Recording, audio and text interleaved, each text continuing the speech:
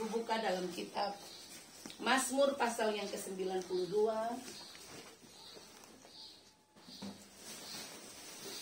Ya, Mazmur pasalnya yang ke-92. Ayatnya yang ke-13 sampai ayat yang ke-15.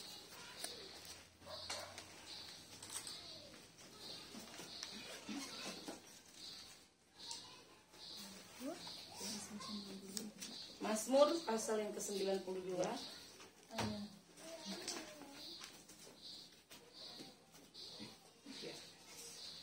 Oke.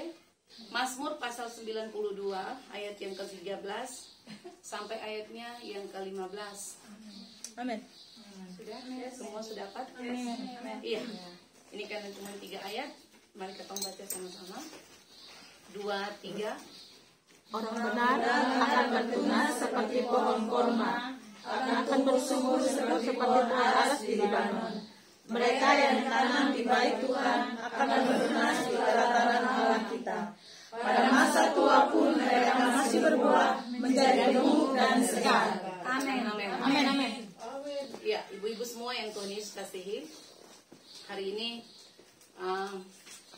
kita semua akan sama-sama bicara tentang satu kebenaran yang Tuhan buka, yang Tuhan mulai singkapkan untuk kita semua belajar sama-sama tentang bagaimana keunggulan orang benar, ya.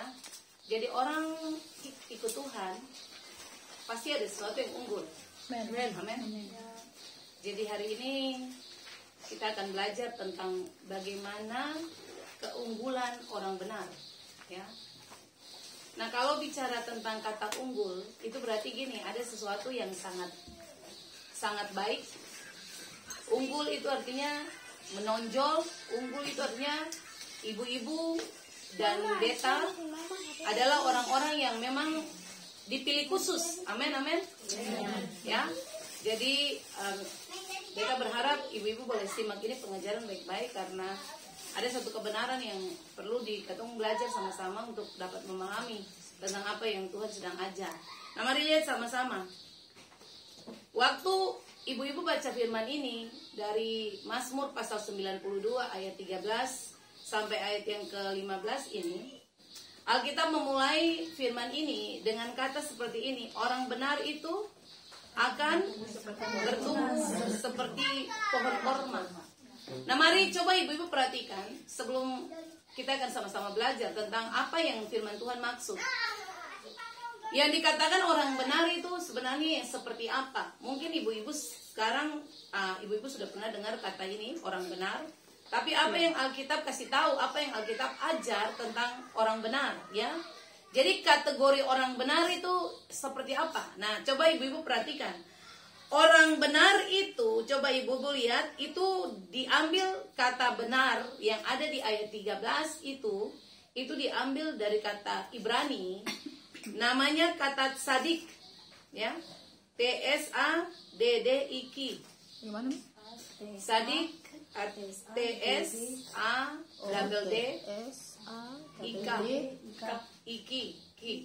Q belakang, Q, tsadik. Jadi tsadik itu punya pengertian gini, ibu-ibu.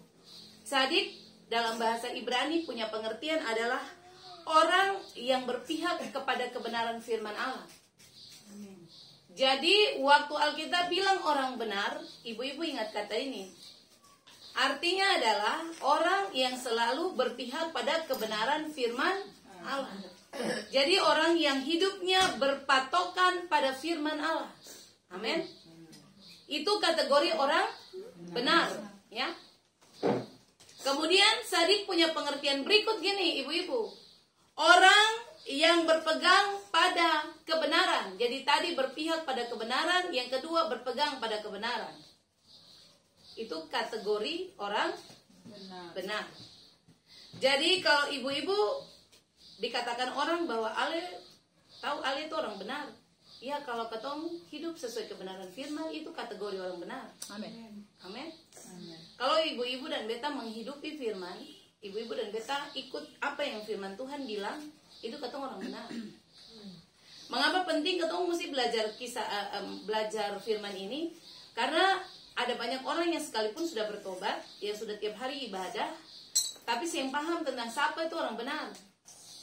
Gitu. Ingat, beta selalu bilang kata ini, orang baik belum tentu benar. Tapi orang benar pasti baik. Amin.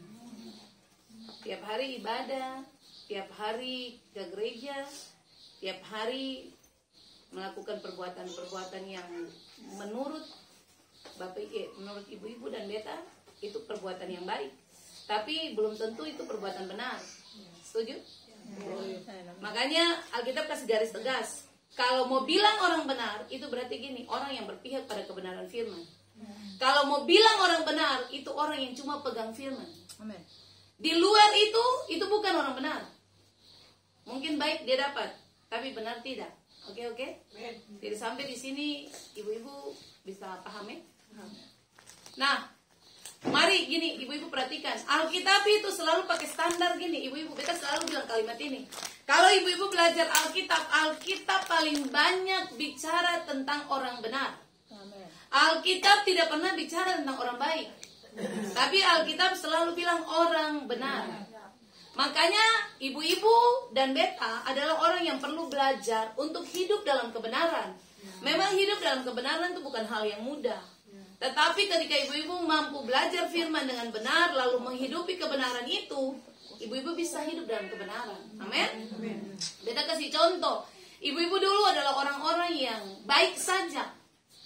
Ibu-ibu mungkin dulu orang yang paling suka membantu orang, suka memberi, suka menolong orang. Tapi ibu-ibu tidak melakukan kebenaran. Nah, pada waktu ibu-ibu dan beta hidup takut Tuhan, mulai melangkah cari Tuhan, ibu-ibu pada satu titik dibawa Tuhan untuk apa? Berpihak pada kebenaran. Kemudian ibu-ibu berpegang pada firman Allah. Nah, itulah ibu-ibu mulai mengalami yang namanya proses pembenaran hidup. Amin? Amin. Ya, jadi ketemu mesti sampai di titik ini ibu-ibu. Kekristenan itu bukan bicara baik saja, tapi kekristenan itu bicara tentang benar. Makanya kita bilang kalau ya, bilang ya. Kalau tidak, bilang tidak. Lebih daripada itu adalah datang dari iblis. Nah, itu saja yang kita mau jelaskan tentang orang benar. Nah, mari lihat sama-sama. Tadi di awal ibu-ibu beta bilang ada orang-orang ikut Tuhan tuh ada punya keunggulan. Gitu. Jadi coba ibu perhatikan apa keunggulan dari orang benar.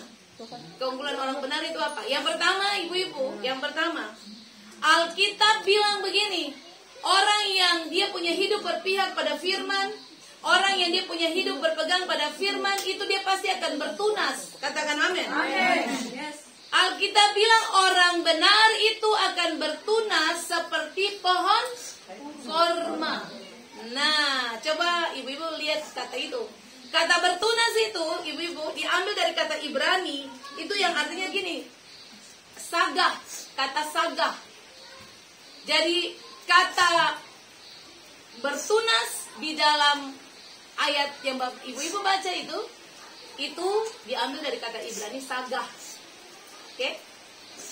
Sagah punya arti gini ibu-ibu, sagah punya arti begini. Orang yang dia berpegang pada firman, lalu dia berpihak kepada firman Allah, dia akan mengalami sagah. Ya, sagah punya arti adalah begini. Dia akan mengalami perkembangan pesat di dalam hidupnya. Amin. Jadi orang benar itu dia akan mengalami perkembangan pesat.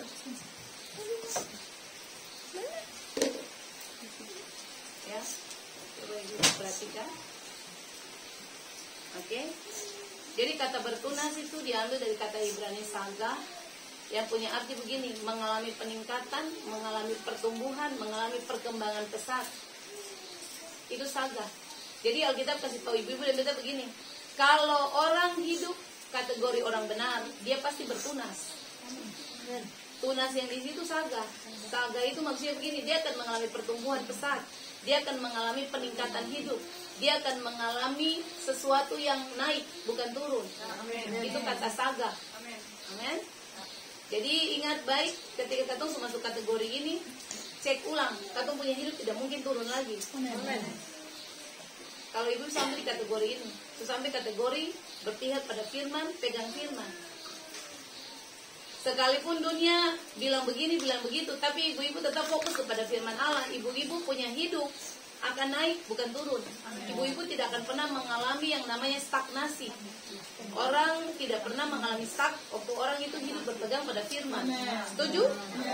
Ya, nah mari Bapak Ibu coba lihat kalimat itu. Orang benar itu pasti akan bertunas. Alkitab bilang begitu, seperti pohon. Nah, ibu-ibu perhatikan pohon korma itu tahu proses pertumbuhannya. Korma itu kalau mau ditanam, korma itu tumbuhan padang pasir. Jadi kalau mau ditanam, itu harus digali kurang lebih 7-8 meter ke dalam. Itu proses tanam korma, ibu-ibu. Digali, ditaruh biji di situ. Proses itu, kemudian dia harus taruh batu besar, tindis itu biji. Cara tumbuhan lain ketong tanam itu mudah, karena cuma taruh, tutup dan tanah, selesai. Tapi korma beda. Korma kalau ditanam itu digali 7-8 meter ke dalam. Bayangkan ke dalam tanah. Lalu taruh biji korma, cari batu besar sekali, lalu tindis dari atas. Jadi gini, Alkitab kasih samakan gini. Ibu-ibu dan beta, waktu ibu-ibu dan beta pegang firman, berpihak pada firman, ibu-ibu akan bertunas, ibu-ibu akan mengalami peningkatan. Sekalipun ibu-ibu ditekan dengan masalah. Amin. Yes. Amin, amin, amin.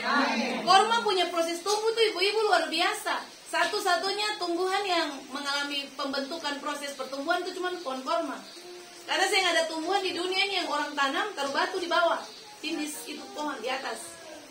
Korma begitu, waktu ditanam ditaruh batu besar. Korma pada saat dia mau tumbuh, dia tidak tumbuh ke atas, dia tumbuh ke bawah. Dia harus cari sumber air ke bawah dulu, ibu-ibu. Dia cari sampai dapat sumber air ke bawah, baru dia tumbuh ke atas. Ketika dia tumbuh ke atas, dia mampu menghancurkan batu besar di atas. Amin. Alkitab bilang, ibu-ibu dan beta kalau berpihak ke firman, pegang firman Tuhan itu benar-benar, katong hidup ini akan naik. Katong yang mengalami stagnasi dalam hidup. Katong yang mungkin turun lagi. Ibu-ibu sekalipun ada tekanan yang besar, sekalipun ibu-ibu mengalami tantangan hidup, mengalami persoalan hidup, tapi Alkitab sujamin, katong mengalami yang namanya pertumbuhan yang luar biasa. Amin. Pertumbuhan yang hebat. Alkitab kata sagah itu gini, ibu-ibu. Bertunas itu sagah, dia berarti begini. Itu akan naik dengan pesat. Dia pakai kata pesat. Artinya cepat sekali naiknya. Jadi orang-orang yang hidup sungguh-sungguh pegang firman, ibu-ibu coba ibu-ibu perhatikan, atau ibu-ibu pulang ibu-ibu praktek saja. Coba mulai belajar hidup pegang firman Tuhan. Kalau Alkitab bilang A, ibu-ibu bikin A. Kadang-kadang kita harus kasih tahu satu rahasia untuk ibu-ibu. Semua yang Tuhan suruh itu selalu mematikan daging. Jadi kalau ibu belajar firman Tuhan, paling saya enak kalau daging. Orang sampai di titik ini orang berontak, orang pikir tinggal Tuhan. Karena apa? Tuhan kalau bicara, Tuhan cuma fokus ke roh. Dia sebenarnya fokus ke daging. Karena ibu-ibu dan beta pun daging harus mati dulu. Baru ketong bisa menghidupi roh. Selama ketong pun daging yang mati, ibu-ibu akan berontak terhadap firman Allah. Amin. Makanya kenapa Tuhan ajar ibu-ibu dan beta, mari ketong pegang firman. Karena ketika orang mulai belajar pegang firman Tuhan, di dalam tekanan dia mampu bertumbuh pesat. Dalam tekanan sekalipun dia mampu mengalami pertumbuhan yang hebat bersama Tuhan. Amin. Di luar itu saya bisa, ibu-ibu. Di luar itu saya bisa. Coba ibu-ibu lihat sama-sama orang di sekitar orang-orang di luar.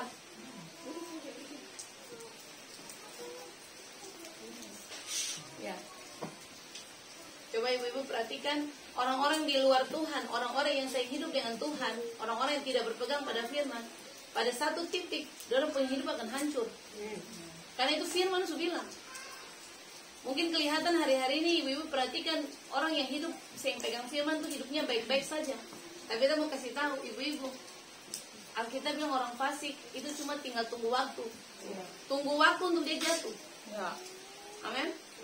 Jadi kita selalu bilang memang kalau ketong mau kasih makan roh, ketong harus kasih mati daging. Kalau ketong mau menghidupkan roh, kalau ketong piara daging, ketong pada akhirnya satu titik ketong akan berpihak ke daging. Tapi mari ketong semua akan belajar supaya ketong paham tentang firman. Amin. Nah itu yang pertama dari pengajaran tentang bagaimana orang benar itu unggul. Yang kedua ibu-ibu, yang kedua bagaimana supaya ketong unggul. Ibu-ibu perhatikan di ayat yang ke-14, coba lihat ayat 14. Di ayat yang ke-14, di situ ada kata seperti gini, ditanam. Oke? Mereka itu mengarah kepada orang benar tadi. Jadi orang yang pegang firman, orang yang berpihak pada firman, itu mereka itu akan ditanam. Kata tanam, ibu-ibu, itu diambil dari kata Ibrani satal. S-H-A-T-H-A-L. S-H-A-T-A-L. T-H-A-L. Satal. Iya. Kata satal itu punya arti gini, ibu-ibu, transplantasi. Tahu transplantasi? Iya, transplantasi. Jadi kata satal itu sama dengan kata transplantasi. Kata transplantasi itu apa arti gini, pemindahan dari habitat awal. Jadi pemindahan suatu tanaman dari habitat awal kepada lingkungan yang baru, kepada habitat yang baru. Jadi ada pemindahan dari habitat lama ke habitat yang baru. Itu kata satal itu. Oke? Jadi kalau ibu baca ayat ini, ibu harus pahami, Tuhan bilang begini, ibu-ibu, kalau ibu-ibu jadi orang benar, ibu-ibu pegang firman saja, lalu ibu-ibu berpihak pada kebenaran firman Tuhan, maka ibu-ibu akan mengalami perpindahan habitat. Amin. Dulu habitat ibu-ibu adalah habitat orang berdosa. Tapi ketika ibu-ibu pegang firman Tuhan, ibu-ibu mulai berpihak pada firman, maka ibu-ibu mengalami pemindahan itu. Habitat ibu-ibu di bawah Tuhan dari habitat lama menuju habitat baru. Amin. Dari kehidupan lama menuju kehidupan baru. Itu yang Alkitab ajar. Jadi gini, orang itu tidak bisa berubah, ibu-ibu, kalau dosen belajar pegang firman. Biar jadi Kristen, biar baca firman tiap hari, biar dengar di gereja tiap hari. Tapi kalau ibu-ibu tidak berusaha untuk belajar pegang firman, tidak berusaha untuk berpihak pada firman Allah, ibu-ibu tidak bisa mengalami yang namanya perpindahan habitat. Amin. Jadi lihat ini, lihat Tuhan punya luar biasa. Orang pegang firman, orang berpihak kepada firman Allah, apa yang firman bilang itu yang dia lakukan, apa yang firman larang itu yang dia lakukan, maka orang itu dikategorikan orang benar yang akan mengalami perpindahan habitat. Coba lihat hidup ibu-ibu dulu-dulu. Sebelum bertobat, paling suka dulu ngerumpi. Atau dulu segala hal, paling suka pasang togel, mengkali main remi, main apa lagi domino, segala hal terjadi. Tapi waktu mengalami perpindahan, waktu hidup dalam kebenaran firman, ibu-ibu mulai dibawa Tuhan gini, habitat yang lama, Tuhan angkat ibu-ibu dari habitat lama menuju habitat baru. Amin. Ada mengalami yang namanya transplantasi. Itu yang Alkitab ajar untuk ibu-ibu dan beta pahami. Amin. Jadi lingkungan awal bapak ibu-ibu dan beta itu lingkungan yang memang benar-benar harus mengalami pembaharuan. Makanya dulu waktu ibu-ibu dan beta belum kenal Tuhan, kita punya kehidupan berbeda sekali dengan yang sekarang. Betul? Siapa yang alami itu? Atau semua alami itu ya? Atau alami itu? Dulu ibu-ibu dan beta punya teman-teman yang suka cerita, bahas segala hal yang kadang-kadang keseng masuk akal. Tapi percaya atau tidak, sejak ibu-ibu masuk, ibu-ibu memahami dan mengenal Tuhan, mungkin waktu ibu-ibu ketemu orang yang masih suka cerita dunia, membosankan. Karena kadang-kadang roh susah nyambung. Katong yang dengar juga boring gitu. Ini bicara apa? Sebenarnya itu bukan dibuat-buat. Karena ini yang Alkitab bilang, ibu-ibu sudah dikategorikan orang benar yang mengalami perpindahan habitat. Makanya ibu-ibu biasa yang bikin-bikin. Waktu dengar dia cerita hal-hal yang mau ngomong, kadang-kadang hati, cerita apa saja. Tapi waktu orang mulai cerita kebenaran firman, orang mulai sharing tentang firman, katong suka cita. Betul kan, Seng? Alami itu? Nah, itu yang Alkitab bilang, katong mengalami yang namanya perpindahan habitat. Amin. Ya, Tuhan selalu membuat gini, ibu-ibu, membedakan komunitas katong ada dengan komunitas yang lain. Jadi kadang-kadang orang berpikir ketika katong sudah tahu kebenaran, katong sih mau bergaul dengan katong punya teman-teman yang masih hidup di dunia. Bukan. Karena Tuhan itu yang membuat perbedaan itu. Ada perbedaan komunitas yang sudah mulai Tuhan buat. Makanya kadang-kadang orang berpikir katong terlalu rasa diri suci, terlalu rasa diri kudus sampai saya mau bergaul dengan orang. Bukan.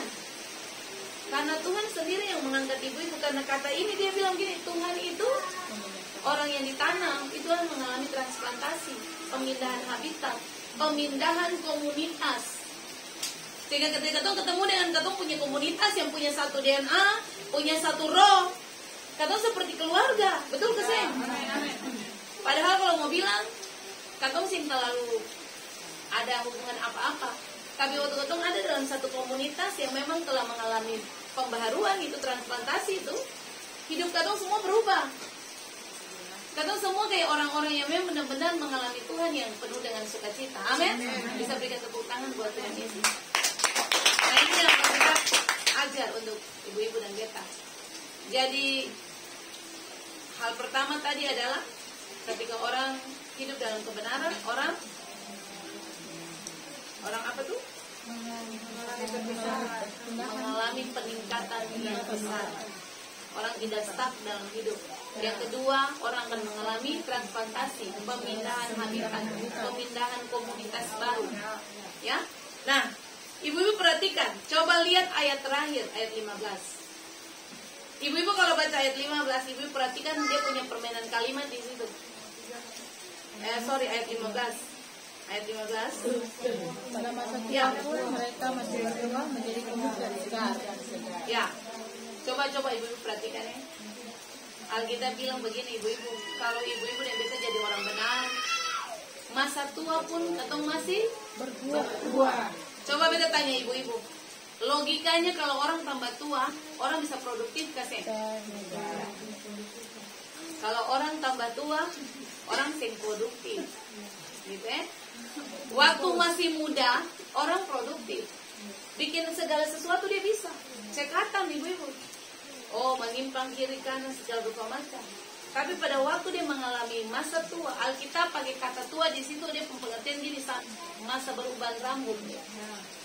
Jadi ketika orang sudah beruban rambut, Alkitab bilang begini, ibu-ibu, masih berbuah. Masih berbuah. Ini pernyataan ini kontra logika. Saya masuk akal, betul ke saya ibu-ibu?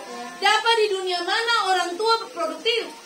Dapat di dunia mana orang tua masih bisa berbuah, masih bisa menghasilkan? Itu sih masuk akal. Tapi ibu-ibu perhatikan Alkitab ajar katong semua. Orang benar, orang yang hidup pegang firman, orang yang hidup berpihak pada firman Allah. Orang itu sampai dia rambut putih sekalipun, Alkitab begini, dia masih berbuah. Buah yang dia keluarkan, coba ibu-ibu lihat di situ. Buah apa yang dia keluarkan di situ? Gemuk dan segar. Haleluya. Amin. Ingat, gemuk di situ bukan badan tambah gemuk.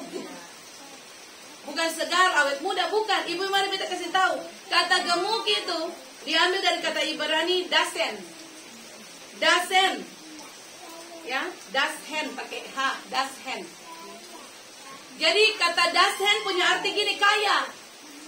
Amin. Amin, amin, amin, amin. Kemudian kata segar itu dari kata Ibrani ra'anan. Ra'nan. R-A-A-N-A-N. Ra'nan. Ra'nan punya arti begini ibu-ibu, makmur. Amin, amin, amin. Alkitab suka kasih tahu katong sekali. Kalau katong suka hidup berpihak firman, katong suka pegang firman Tuhan, sampai katong punya rambut putih, ibu-ibu itu dikategorikan orang kaya dan makmur. Tepuk tangan dulu buat Tuhan Yesus yang hebat. Amin. Siapa mau dia hari tua dia menikmati hidup. Amin. Amin, amin. Kalau beta tanya ini semua orang mau. Ada orang dunia pembahasa begini, tua kerja keras, muda kerja keras, tua menikmati. Ada banyak sekali MLM atau yang menawarkan di usia-usia tua itu usia pensiun yang menikmati hidup, gitu. Ada yang datang tawar segala-gala, pensiun bahagia dan segalanya. Tapi ingat ibu-ibu, kalau saya pegang firman, saya bisa bahagia di hari tua. Amin. Saya pegang firman, saya hidup berpatokan yang firman, saya bisa bahagia di hari tua. Hari tua tambah menderita. Hari tua kepala sakit. Orang su hari tua menikmati hidup. Orang katong yang saya hidup dalam kebenaran hari tua, katong menderita sampai masuk kubur. Jadi beta percaya beta lagi khotbah untuk ibu-ibu atau orang-orang yang lagi mempersiapkan hari tua dengan bahagia. Amin. Ibu-ibu semua dan beta termasuk yang bicara adalah orang yang mau begini, waktu hari tua katong produktif. Amin. Ini janji Tuhan. Kalau ibu-ibu pegang firman, ibu-ibu berjalan sesuai firman, jangan pernah takut. Itu ibu-ibu. Jangan kumpul harta banyak-banyak. Kumpul harta tapi saya hidup pegang firman, hari tua harta-harta habis. Hari tua anak-anak baku bunuh gara-gara harta. Tapi kalau hidup pegang firman Allah, hidup dalam kebenaran firman Allah, kita bilang begini, sampai rambut putih tetap produktif, tetap berbuah segar. Amin. Tetap jadi kaya dan juga jadi makmur di hari tua. Haleluya. Jadi ingat baik-baik ibu-ibu, kalau dunia mengajarkan ibu-ibu, ibu-ibu kerja sekuat tenaga di masa muda, kumpul untuk hari tua, itu bukan prinsip kerajaan Allah. Ingat beta bilang ini kita harus belajar rahasia firman ini. Ibu-ibu pulang lalu praktek. Kalau ada yang bilang, iya kan kalau itu saya kerja bagaimana kamu diberkati? Ibu-ibu, beta saya bilang di sini maksudnya ibu-ibu saya perlu kerja. Alkitab bilang harus kerja baru bisa makan. Tetapi ibu-ibu yang dimaksud begini, katong yang prioritas utama pekerjaan. Tuhan itu prioritas pertama. Sebab Tuhanlah yang memberkati ibu-ibu. Ulangan pasal 18 ayat 8 bilang dia yang memberikan kekuatan. Kekuatan kepada kita untuk memperoleh kekayaan. Jadi ketika ibu-ibu fokus, ibu-ibu masa yang masih produktif ini, mari cari investasi surga. Amin. Kita bilang ibu-ibu, katong ada kuat ini. Semalam kita merenung kebaikan Tuhan. Kita bilang buat Tuhan gini, Tuhan, iya ya, ada banyak orang yang kesini-kesini semua sakit. Kita pikir-pikir, kok bisa begitu? Orang kesini-sini, saya pikir orang tua, orang muda sakit. Sakit yang parah-parah. Kita bilang buat Tuhan gini, Tuhan, beta saya mau sakit dong, baru beta cari Tuhan. Beta saya mau sampai suka tumbuh kiri kanan, baru beta cari Tuhan. Mumpung beta ada dalam keadaan seperti ini, ada sehat, beta cari Tuhan juga. Nanti pada waktu beta sakit itu Tuhan urusan. Amin. Makanya ibu-ibu, semalam beta dalam perenungan Tuhan ajar beta, kalau saya datang ibadah, menyembah sungguh-sungguh. Biar mau 1-2 orang, tadi katanya cuma berapa orang, katanya penyembahan gila, kayak orang ada ribu-ribu ada di sini. Karena semalam Tuhan ajar beta benar-benar gini, kalau saya mau berdoa menyembah Tuhan, menyembah sungguh-sungguh, akan ada waktu saya punya tenaga berkurang. Akan ada saat mungkin Tuhan izinkan kalau saya sakit, saya bisa lompat-lompat kayak tadi. Jadi justru Tuhan ada kasih sehat, ibu-ibu cari Tuhan sungguh-sungguh. Ya, katanya saya pernah tahu hidup ke depan seperti apa. Orang yang saya pernah bermimpi sakit, orang yang saya pernah bermimpi kena musibah, Tuhan bisa izinkan. Gitu. Makanya semalam beta bilang buat Tuhan, beta berdoa, beta nangis dengan Tuhan. Beta nih berdoa, kalau Tuhan kasih beta kesempatan, Tuhan kasih beta waktu untuk beta bisa menyelesaikan pekerjaan Tuhan di bumi. Tapi kalau Tuhan mau ambil beta, beta setia. Karena beta percaya gini, kapan saat Tuhan mau ambil, silakan Tuhan ambil. Tapi kalau beta bisa meminta, beta cuma bilang, pekerjaan Tuhan belum selesai. Ada banyak jiwa yang masih butuh Tuhan. Seperti itu. Makanya beta merenung hidup nih, ibu-ibu. Kenapa tadi untuk penyembahan, beta seakan-akan kayak di bawah Tuhan gini, ada sehat toh? Cari Tuhan sudah. Tuhan sekarang Tuhan akontan ibu-ibu. Saya tunggu ketemu bikin hari ini besok. Saya ada, dapat-dapat saja. Jadi kita mau bilang untuk ibu-ibu, lihat firman ini. Dia bilang apa? Sampai hari tua, orang yang pegang firman, orang yang berpihak pada firman, tetap produktif. Amin. Amin. Orang di usia-usia tua, orang sakit-sakit, orang Alkitab bilang orang benar itu apa? Dia masih segar, dia masih berbuah, dia masih menjadi gemuk. Orang di hari tua, orang benar, dia apa? Kaya dan makmur. Sementara biasanya orang tua itu sakit-sakitan, uang yang sedikit simpan di bank, ambil berobat kiri kanan, uang habis. Tapi mari kita pegang firman. Amin, ibu-ibu. Amin. Kita bersyukur buat Tuhan, ibu-ibu adalah orang-orang yang memang dipersiapkan untuk mencapai usia pensiun makmur. Amin. Mencapai usia pensiun kaya. Amin. Ya, ingat kalimat ini. Jadi kalau udah baca firman ini, bukan gemuk itu gemuk badan. Gemuk itu kaya. Ya di situ yang Alkitab bilang itu kaya. Lalu apa? Segar. Bukan karena awet muda, tapi itu makmur. Hidup kaya lalu makmur. Amin. Ya. Jadi kita berharap ibu-ibu 3 hal yang kita bagi untuk ibu-ibu ini tentang keunggulan orang benar. Orang benar itu pasti unggul di mana-mana. Amin. Ulang, kalau ibu-ibu baca firman ini kembali, renungkan kebenaran ini, supaya kebenaran ini jadi berkat bagi kita semua. Amin. Kita selesai ibu-ibu, Tuhan Yesus berkati kita semua. Amin buat Tuhan. Mari kita tepuk tangan dulu bagi Tuhan Yesus.